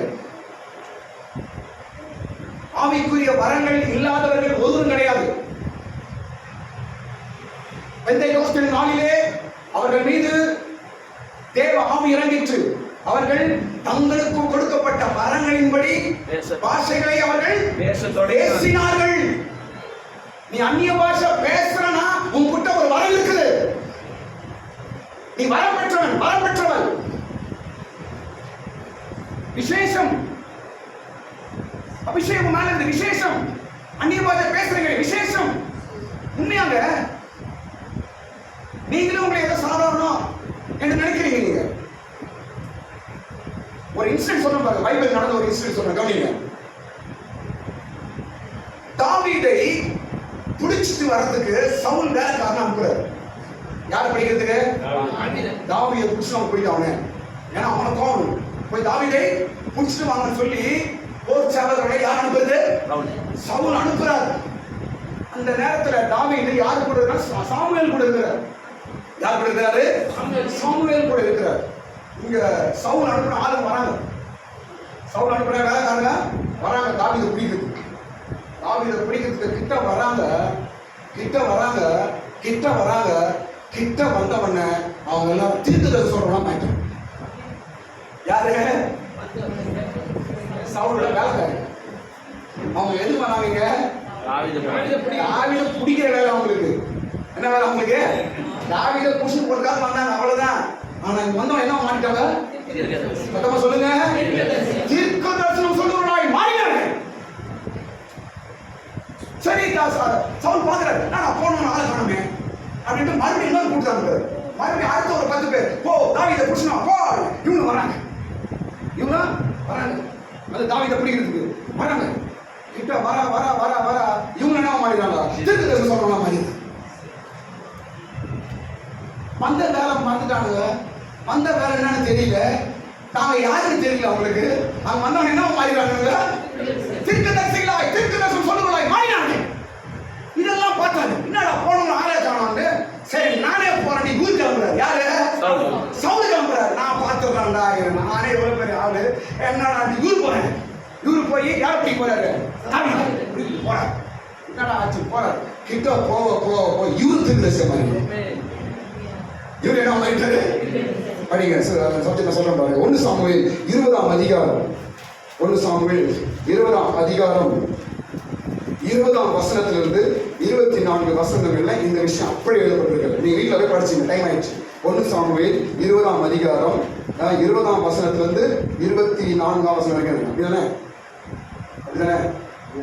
24 29. சரி, 20ஆம் அதிகாரம் 20ஆம் வசனத்துல அந்த விஷயம் இருக்குது. ஸ்தோத்திரம். இப்போ இதான் அங்க நடக்கிற சம்பவம். இதான் இன்சிடென்ட் நடக்குது. குடிக்க வந்தவனா தீர்க்கதரிசனம் சொல்ற மாதிரி. ஸ்தோத்திரம். இது நான் எதுக்கு சொல்றேன் எனக்கு கவனிங்க. எதுக்கு நான் சொல்றேன் என்றால், ஏன் தாவீதை பிடிக்க வந்தவர்கள் எல்லாரும் தீர்க்கதரிசனம் சொல்றவர்களாய் மாறினார்கள்? ஏன்? ஒரு கேள்வி சொல்லுங்க. சவுலோட வேலைக்காரங்க எல்லாம் தாவீதை பிடிக்க வந்தவங்க எல்லாம் தீர்க்கதரிசனம் சொல்றவங்களா மாறினாங்க. தீர்க்கதரிசனம் சொல்றாங்க, தீர்க்கதரிசியா மாறினாங்க. ஏன்? ஏன் என்றால் அங்கு சாமுவேல் இருந்தார். அவரோடு கூட என்ன இருந்தது? தேவ பிரசன்னம் இருந்ததினால பிடிக்க வந்தவன் எல்லாம் தீர்க்கதரிசியா மாறினான். எவ்வளவு பெரிய ஆச்சரியம் இருந்தது, எவ்வளவு பெரிய ஆச்சரியம். தேவ பிரசன்னம் எங்க இருக்கிறதோ அங்கு வரங்கள் ஆக்டிவேட். ஸ்தோத்திரம். எனக்கு ரொம்ப ஆசை, என்னோட விசுவாசிக்கலாம் வரங்கள் உள்ளாய் மாறணும் ஆசை. நான் போராடுறேன், என் பல சக்தி தான் போகுது. ஆனா சாதிச்சது ஒன்றும் தெரியல. ஸ்தோத்திரம். நான் வந்து சவுல் வேலைக்காரனாக இருந்துடுறோம். எதுக்கு நாங்கள் தீர்க்கதரிசனம்? இவங்க என்ன தெரியுமா? நாங்கள் சவுல் வேலைக்காரனாக இருந்துடுறோம். நாங்கள் என்ன இருந்துடுறோம்? யாருக்கு? சவுலுக்கு வேலைக்காரனாக இருந்துடுறாங்க. நான் எங்க தீர்க்கதரிசனம் சொல்றேன், தீர்க்கதரிசி வாங்க அப்படின்னு நினைக்கிறேன். அடிமையா இருந்துடுறோம், வேலைக்காரனா இருந்துடுறோம். கர்த்தர் உங்களை தீர்க்கதரிசியாய் மாற்றணும் ஆசைப்படுறாரு. நீ வேலைக்காரனா இருக்கலாம். நீங்க ஸ்தோத்திரம். வரங்கள் ஆக்டிவேட் ஆகும். தேவ பிரசன்னம் எங்க இருக்கிறதோ அங்கு அந்நிய பாஷைகள் உண்டாகும். ஆவிக்குரிய வரங்கள் வேலை செய்யும். ஸ்தோத்திரம். ஒரு நாட்களிலே அப்படி ஒரு பெரிய ஒரு அபிஷேகம் பிரசன்னம் நமக்கு உண்டாகும்படியா எல்லாரும் கரங்களை நாம உயர்த்துங்க. எல்லாரும் கரங்களை நாம உயர்த்துங்க. ஹல்லேலூயா. ஸ்தோத்திரம். அன்றைக்கு சாமுவேல் கூட இருந்த தேவ பிரசன்னம் சவுலின் வேலைக்காக எல்லாம் தீர்க்கதரிசியாய் மாற்றிட்டு எங்களையும் மாற்றட்டும் ஆண்டவரே, எங்களையும் மாற்றட்டும் ஆண்டவரே. நாங்கள் வேலைக்காரர்கள் அல்ல, நாங்கள் தீர்க்கதரிசியாய் மாற வேண்டும். நாங்கள் சவுலின் வேலைக்காரர்கள் அல்ல, இயேசுவின் தீர்க்கதரிசியாய் மாற வேண்டும். ஹல்லேலூயா. ஹல்லேலூயா. ஸ்தோத்திரம் பண்ணுங்க, ஸ்தோத்திரம் பண்ணுங்க. நல்ல வாய்க்கார ஸ்தோத்திரம் பண்ணுங்க. ஹல்லேலூயா. ஸ்தோத்திரம், ஸ்தோத்திரம், ஸ்தோத்திரம், ஸ்தோத்திரம், ஸ்தோத்திரம், ஸ்தோத்திரம், ஸ்தோத்திரம், ஸ்தோத்திரம். Praise the Lord, praise the Lord, praise the Lord, praise the Lord, praise the Lord. ஸ்தோத்திரம். அடுத்த காரியம், கடைசி காரியம். தேவ பிரசன்னம் நம்மோடு இருக்கும் பொழுது என்ன நடக்கும், என்ன நடக்குது என்று பார்க்கும் பொழுது கடைசி காரியம் சொல்ல கவனிங்க. ஒரு தேவ பிரசன்னத்தை நீங்கள் காத்துக்கொள்வீர்கள் என்றால், ஒரு தேவ பிரசன்னத்தில் நீங்கள் இருப்பீர்கள் என்றால், இல்லை என்றால் கடவுளுடைய பிரசன்னம் உன் கூட இருக்கும் என்றால் என்ன நடக்கும் என்றால் சிறைச்சாலை கதவுகள் திறக்கப்படும். ஆமென். அப்போஸ்தலர்கள் படிக்கிறோம். பவுலும் சீலாவும் என்ன செய்றாங்க? என்ன பண்ணாங்க? ராத்திரி என்ன பண்ணாங்க? அவங்க ஜெபம் பண்ணி துதித்து பாடினார்கள். என்ன பண்ணாங்க? துதித்து பாடினார்கள். ராத்திரில துதித்து பாடினார்கள். உடனே அவங்க என்ன நடக்குறாங்க? சிறைச்சாலை கதவுகள் திறந்தது, சங்கிலிகள் அறுந்தது. சிறைச்சாலை கதவுகள் திறந்தது, அவர்களை கட்டியிருந்த சங்கிலிகள் அறுந்தது. இது அவங்க நடந்தது. காரணம் என்ன? தேவ பிரசன்னம். துதித்து பாடும்போது அங்க என்ன உண்டாகுது? தேவ பிரசன்னம். ஆமென். ஸ்தோத்திரம். சிறைச்சாலை இருக்கிறாங்க, கவனிங்க. அடின்னு அடிச்சாச்சு, உடம்பெல்லாம் காயம். சோறு தண்ணி கிடையாது, அடி சோர்ந்து போயிட்டாங்க. எப்படி பாடியிருப்பாங்க அவங்க? ராகமா பாடியிருப்பாங்க. அப்படியே நம்ம பிள்ளைங்க மியூசிக் கீபோர்டு இதெல்லாம் வச்சு பாடிப்பாங்க. நம்மள மாதிரி அப்படியே யோனஸ் பேட் வாசிக்கிற மாதிரியும், அப்படியே ஜோயல் கீபோர்டு வாசிக்கிற மாதிரி ஜெயில அப்படியே பாடிப்பாங்க. வேதனையில சத்தம் வெளியே வந்து கூட தெரியாது. அந்த அடி சத்தம் வெளியே வந்தா தெரியல, எப்படி பாடினாலும் தெரியல. ஆனாலும் பாடினார்கள். அந்த பாடலுக்கு இறங்கின தேவ பிரசன்னம் கதவை திறந்தது. அந்த பாடலுக்கு இறங்கின தேவ பிரசன்னம் சங்கிலிகளை அறுத்தது. அந்த பாடலுக்கும் துதிக்கும் இறங்கின தேவ பிரசன்னம் சிறைச்சாலையின் அஸ்திபாரத்தை அசைத்தது. ஹல்லேலூயா. ஸ்தோத்திரம். நான் சொல்றேன் கவனிங்க, நான் சொல்றேன் பாருங்க. என்னோட ஒரே ஒரு வேண்டுகோள் என்னவென்றால், உங்க வீடுகளிலே பாடல்கள் சத்தம், சோத்திர சத்தம் கச்சிதம் கட்டாயம் கேட்கணும். இதுக்கு மாத்திரம் நான் காம்ப்ரமைஸ் ஆகணும். அந்த சாக்கு, இந்த டைம், அது இது லொட்டு லொசுக்கு இதெல்லாம் சொல்லாத.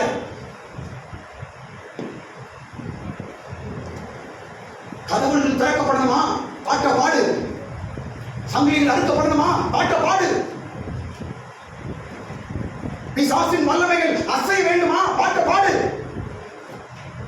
படிகள் திறக்கப்பட வேண்டுமா? பாட்ட பாடு. சிறைச்சாலை பாடினாங்க, வீட்டில் இருக்க பாட மாட்டீங்க. பாடி பாருங்க. கட்டாயம் நான் சொல்றேன், வீடுகளில் பாட்டு சத்தம் கேட்கணும். பாஸ்டர் சொல்லிட்டாரு பாட்டு சத்தம் போடுறா டிவி. பாஸ்டர் சொல்லிட்டாரு பாட்டு பாடுன்னு ஆன் பண்றா பிளஸிங் சேனல். பாஸ்டர் சொல்லிட்டாரா ஆன் பண்றா. என்ன பண்றாரு? கத்தரை பாடு. நீ அதான் ஓடுது. சக்கரை வராது, அது வராது. இதை நான் பண்ண ஆசையாது. இந்த பாட்டுலாம் கதுல இருக்காது. ஆமென். அது இல்ல, நீ பாடு. உட்காருங்க, பாடுங்க. ஸ்தோத்திரம். மன்னாடி தெருவில் இருக்கும்போது ஜானகி சிஸ்டர்ல பாட சொல்றாங்க. ஆனால் இப்போ எதுவும் தெரியல. அப்போ இருந்த ஜானகி சிஸ்டர் வேற, இன்னைக்கு இருக்கிற ஜானகி சிஸ்டர் வேறையே தெரியல. இந்த பிள்ளைங்களே நான் ஜானகி சிஸ்டர் போய் மாட்டேன். மன்னாடி தெருவில் நாங்கள் இருக்கும்போது அப்பா ஃபர்ஸ்ட் பேங்க்ல இருந்து வரேன். அங்கே இருக்கும்போது அவங்க வீட்டில் டெய்லி ஈவினிங் பார்த்து பிள்ளைங்க அப்போ குட்டி குட்டி பிள்ளைங்க இப்போ வந்துட்டாங்க. இப்போ வந்துட்டா சாம்பாஸ் பேச்சு கேட்குது. பெரிய ஆகிட்டாங்க. அப்போ எல்லாம் உட்காந்து பாட்டு சத்தம் போட்டு கேட்கும். சூப்பராக கேட்குது. அவமே நிச்சயமாக தயவுசெய்து நான் சொல்றேன், இதெல்லாம் ஆதி காலத்துல நம்முடைய பரிசுத்தவான்கள் சொல்லி கொடுத்தது. குடும்ப ஜெபம் எவ்வளவு நேரம்? ஒரு 10 நிமிஷம் இருக்கட்டும், இல்ல 1/4 மணி நேரம் இருக்கட்டும். உட்காருங்க, ஒரு பாட்டை பாடுங்க, போதுங்க. ஒரு பாட்டை பாடுங்க, 2 வசனத்தை படிங்க, ஆமென் சொல்லுங்க, சாப்பிட்டு பாடுங்க, போதுங்க. ஆமென். கர்த்தர் செய்வாருங்க, கர்த்தர் செய்வாருங்க. 3/4 மணி நேரம் 1 மணி நேரம் உட்காந்து டிவி பார்த்து மனசு வருது. ஒரு 10 நிமிஷம் ஒரு பாட்டு பாடி சோத்திரம் பண்ணா ஆண்டவர் எவ்வளவு துரோகம் பண்றோம். நம்ம சோறு கொடுக்குறாரு, வீடு கொடுக்குறாரு, பணம் கொடுக்குறாரு, சுகம் கொடுக்குறாரு, எல்லாம் கொடுக்குறாரு. அவருக்கு ஒரு பாட்டை பாட மாட்டீங்க. நீ கையில போன் வச்சு ஆன் பண்ணி கை வச்சாங்க, அது பாட்டு கழிக்கிறது. கையில போன் வச்சு ஏன் பாட்டு பாடும்? அது பாடும். அப்ப சோறு அதிக போடு, நீ ஏன் கொடுக்குறாரு? போனுக்கு சோறு போடு, போனுக்கு தண்ணி ஊத்து, நீ ஏன் சாப்பிடுறாரு? ஏனென்றால் தேவ பிரசனம் இருக்கிற இடத்துல கதவுகள் திறக்கப்படும். ஆமாங்க, இன்னைக்கு பல பிசாசின் வல்லமைகள் உன் ஆசீர்வாதத்தை மூடி வச்சிருக்கிறது, உன் குடும்பத்தை மூடி வைக்குது, கட்டி வைக்குது சாத்தான் சம்பியினால. இதெல்லாம் எப்படி ஓபன் பண்றது? இதெல்லாம் எப்படி அறுக்கிறது? எப்படி? சிம்பிள். ஒரே ஒரு பாட்டு பாடி ஒரு 5 நிமிஷம் ஸ்தோத்திரம் பண்ண எல்லாம் கட்டு. இதெல்லாம் நம்ம செய்ய முடியல. ஸ்தோத்திரம் பாட்டு நீ பாடு, நீ ஜாம் பண்ணு. சில குடும்பம் அப்படின்னா குமார் குடும்பம் தெரியாது. சில குடும்பம் நீ பாடு, அதுக்கு 1 மணி நேரம் போயிடாங்க. நீ பாடு, நான் பாடி, நீ ஜாம் பண்ணு, நான் ஜாம் பண்ணு, 1 மணி நேரம் போய் சரிப்பா பார்த்துக்கலாம். யாரும் ஜாம் பண்ணல, யாரும் பாடு சாப்பிட்டாங்க ஆசை. என்னையே சொல்றேன் நீ பாடி, நீ என்னையே சொல்றேன் நீ ஜாம் பண்ணி. நீ சாத்தா நடுவில் பார்ப்போம், மூட்டி விட்டாச்சு. நமக்கு அம்மா பார்த்துதான் நம்ம ஒரு ஜாமாங்க ஒழுங்குறாரு. உடனே நான் கோவம் வந்து அப்போ தூக்கி எப்போ பார்த்துறேன். சரி சூப்பர்ல சாத்தா அழகாக வேலை முடிச்சாங்க. இது ஒரு போட்டி. இப்படிதான் வேணாங்க சொல்ல பாருங்க. பவுலும் சீலாவும் ஆடி துதித்தார்கள். தேவ பிரசனை இறங்கிச்சு, டோர்லாம் ஓப்பன் ஆச்சு. ஒரு நாட்களிலே கர்த்தர் உங்களுக்கு கதவுகளை திறப்பாராக. ஒரு நாட்களிலே புதிய பாதைகள் உங்களுக்கு உண்டாவதாக. ஒரு நாட்களிலே சங்கிலிகள் அழுக்கப்படுவதாக. வீட்டில் ஒரு சின்ன ஜபம், ஒரு பாடலை பாடுங்க, கர்த்தர் பெரிய காரியங்களை செய்வார்.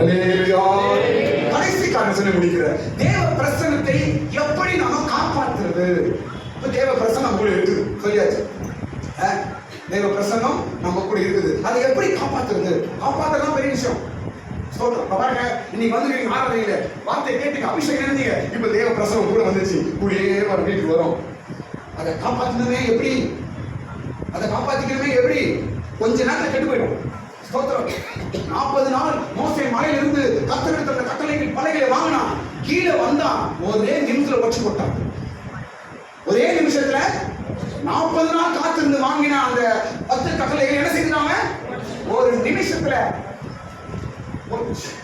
இப்படிதான் நம்ம கூட 7 மணி நேரம் ஜபம், ஆராதனை, அதிகாலை ஜபம் எல்லாம் ஜபம் பண்ணி நல்ல தேவ சமூகம் நம்ம கூடயே இருக்கும். ஆனா ஒரு நிமிஷத்துல அதை கேட்கணும். எப்படி? மோசே எப்படி கேட்டான்? கோபம். ஒரே நிமிஷத்துக்கு தேவ பிரசன்னம்.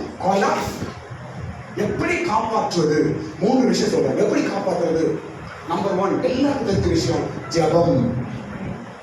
ஜபம் இல்லை என்றால் தேவ பிரசன்னத்தை உன்னால் காப்பாற்றவே முடியாது.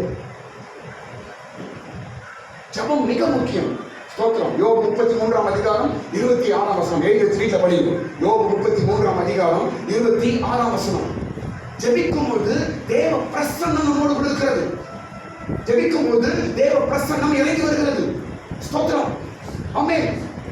ஜபம் மிக முக்கியம். ஜபம் மிக முக்கியம். உங்க தேவ பிரசன்னத்தில் உன் கூடயும் உன் வீட்லையும் உன் பிள்ளைங்க கூடயும் தேவ பிரசன்னம் இருக்க வேண்டும் என்றால் ஜபம் ஒன்றுதான் தேவ பிரசன்னத்தை காத்துக்கொள்ள உதவி செய்யும். நம்பர் 2, 2வது காரியம், பரிசுத்த ஆவியினால் நிரப்பப்பட வேண்டும். 2வது காரியம், சங்கீதம் 51ஆம் சங்கீதம் 11ஆம் வசனம். சங்கீதம் 51 சங்கீதம் 11 வசனம். உம்முடைய சமூகத்துக்கு என்னை தள்ளிவிடாமலும் உம்முடைய பரிசுத்த ஆவியை என்னிலிருந்து எடுத்துக்கொள்ளாமல் இரும் என்று தாவீது சொல்றார். சமூகம் போயிடுச்சுன்னா பரிசுத்தாய் போயிடும். அப்ப பரிசுத்த ஆவி இருக்கும்போது தேவ சமூகம் நம்மோட இருக்கிறது என்று அந்த தாவீது சொல்கிறார். இரண்டாவது விஷயம், தேவ சமூகத்தை நீங்கள் காத்துக்கொள்ள வேண்டும் என்றால் அந்நிய பாஷை அபிஷேகத்தால் நிரம்ப வேண்டும். அந்நிய பாஷை பேசணும், ஆவியினால் நிரம்பணும். ஸ்தோத்திரம். அப்போஸ்தலர்கள் பாருங்க, ஆவியினால் நிரப்பப்பட்டு சில இடங்களெல்லாம் பவுல் ஊழியமா பண்றாரு. ஸ்தோத்திரம். அப்ப ஆவியிலே வைராக்கியம் கொண்டு அப்படிலாம் பவுல் ஊழியம் பண்றாரு. அது என்னது? ஆவியினால் நிரப்பப்படுறது, அந்நிய பாஷையினால் பேசுறது. ஸ்தோத்திரம். இப்படி நீங்கள் இருப்பீர்கள் என்றால் நிச்சயமாக உங்க கூட ஒரு மகிமையான தேவ பிரசன்னம் இருப்பதை நீங்கள் உணர முடியும். ஸ்தோத்திரம். தேவ பிரசன்னம் கவனிங்க பாருங்க. தேவ பிரசன்னம் எப்பொழுதும் நமக்கு முன்னாடி தான் போகும். எப்படி போவோம்? முன்னாடி தான் போவோம். ஸ்தோத்திரம்.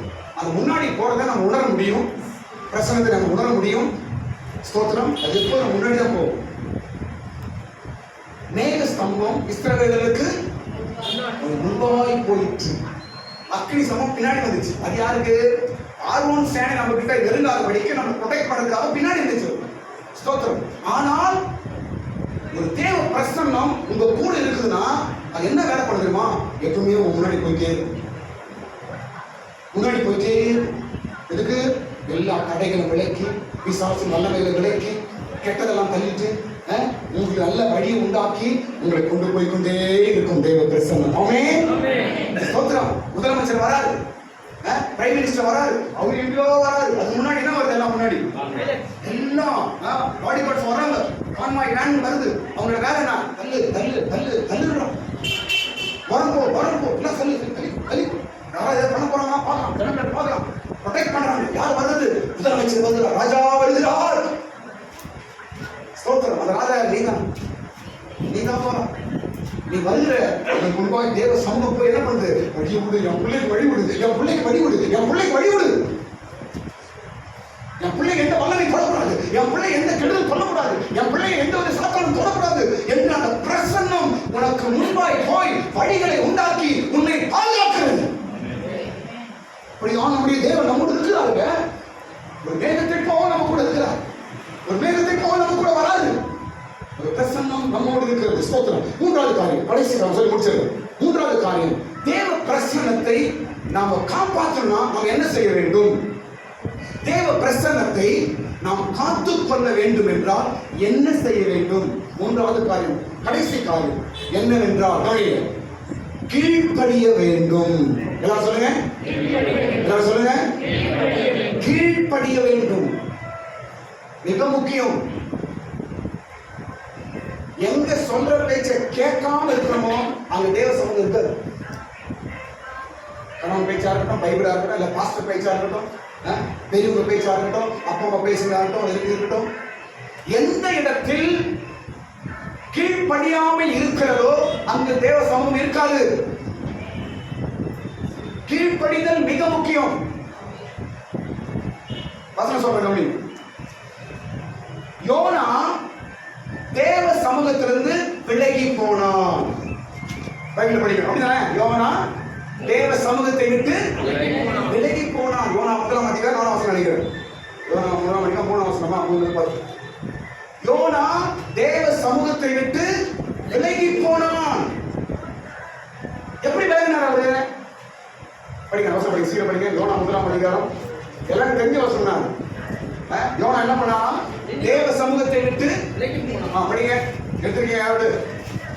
அப்பொழுது யோனா கர்த்தருடைய சமூகத்தின்றி விலகி, அப்பொழுது யோனா கர்த்தருடைய சமூகத்தை விட்டு விலகி அப்படின்னா என்ன? சமூகத்தை விட்டு தூரம் போயிட்டாரு என்று அர்த்தம். எப்போ விலகிட்டாரு அவரு? எப்போ விலகிட்டாரு? எப்போ கடவுள் பேச்ச கேட்கலையோ அப்பவே கடவுளுக்கும் அவருக்கும் சம்பந்தம் எல்லாம் போயிடுச்சு. ஜாக்கிரதை. கீழ்ப்படிதல் மிக மிக முக்கியம். கடவுளுக்கு, கடவுளுடைய வார்த்தைக்கு எவ்வளவு நாம் கீழ்ப்படியமோ அவ்வளவுக்கு அவ்வளவு கர்த்தருடைய பிரசன்னம் கூட இருக்கும். எப்போ கீழ்ப்படியாம எனக்கு சொல்ல வண்டியா, எனக்கு தெரியும், எனக்கு எல்லாம் தெரியும், நீ சொல்றது நான் சொல்றது இல்லை என்று கீழ்ப்படியாத ஆவி ஏதாவது வந்துச்சுன்னா நீங்க கடவுளை விட்டு பிரிகிறீர்கள் என்று அர்த்தம். மிகவும் ஜாக்கிரதை. பிள்ளைகளுக்கு நான் சொல்லுகிறேன், அப்பா அம்மா பேச்சை கேட்காம வாழ்க்கையில் ஒண்ணுமே சாதிக்க முடியாது. எல்லாமே டோட்டல் ஃபெயில் ஆயிடும். நீ சாதிக்க வேண்டும் என்றால் இயேசுவும் கூட இருக்க வேண்டும். நீ சாதிக்க வேண்டும் என்றால் கர்த்தரும் கூட இருக்கணும். அப்படின்னு என்ன பண்ணணும்? கீழ்ப்படிய வேண்டும். ஆயத்தவன் சொல்ல பேச்சை கேட்கணும். நீ கேட்காவே நீ சக்சஸ் ஆகணும் அர்த்தம். ஆமென். இன்றைக்கு ஒரு பிள்ளைகள் என் பேச்சை என் பிள்ளை கேட்கும் என்று பெற்றோர்கள் சொல்றாங்கன்னா அவங்க பிள்ளை 90% சக்சஸ் அச்சீவ் பண்ணிச்சுன்னு அர்த்தம். ஆமென். ஹalleluya. என் பிள்ளை என் பேச்சையே கேட்காதுன்றா அவங்க எங்கேயோ சிக்கி கொண்டிருக்கிறார்கள், வழி தவறுகிறார்கள் என்று அர்த்தம். ஆமென். கீழ்ப்படிதல் தான் தேவ பிரசன்னத்தை நாம் காத்துக் கொள்ளுகிற முக்கியமான வழி. கர்த்தர் யோனாவுக்கு சொன்னார், எங்க போ சொன்னாரான? நினிவேக்கு போ என்று சொன்னார். ஆனால் இவனோ கர்த்தருடைய சத்தத்தை கேட்க நான் போக மாட்டேன், நான் கேட்க மாட்டேன் என்று சொல்லி அவன் எங்க திரும்பினான்? தர்ஷீசுக்கு திரும்பினான். கீழ்ப்படியாமை, சொல்ற பேச்சை கேட்கல, தேவ சமூகத்திற்கு விளைவிட்டான். அதனால் அவனுக்கு நடந்த காரியங்கள் நம்மளாவது தெரியும். மிகவும் ஆபத்து, அகால பாதாளத்தில் போயிட்டான். பெரிய ஒரு மீன் வயிற்றுல போய் சிக்கி கொண்டான். இருள், அந்தகாரம், வாழ்க்கையில் இருட்டாயிடுச்சு, பயங்கரமாயிடுச்சு வாழ்க்கை. அப்பதான் உணர்றான், ஐயோ கடவுள் பேச்சு நான் கேட்கலையே, கடவுளுக்கு நான் கீழ்ப்படியாம போயிட்டேன், அன்னைக்கு சொன்ன வார்த்தை கேட்கலையே, நான் தப்பு பண்ணிட்டேனே என்று உணர்ந்தான். கர்த்தர் மறுபடியும் வெளியே கொண்டு வந்தார். தேவ பிரசன்னம் உங்களுக்கு வேண்டும் என்றால் தயவு செய்து நீ கீழ்ப்படிங்க, ஆண்டவருக்கு கீழ்ப்படிங்க. அப்போது தேவ பிரசன்னத்தை நீங்கள் காத்துக்கொள்ள முடியும். எல்லாரும் கண்களை மூடுங்க, முடிக்கலாம். எல்லாரும் கண்களை மூடுங்க. நீங்கள் விசேஷமானவர்கள், நீங்கள் விசேஷமானவர்கள். மோசே சொல்லுகிறான், நான்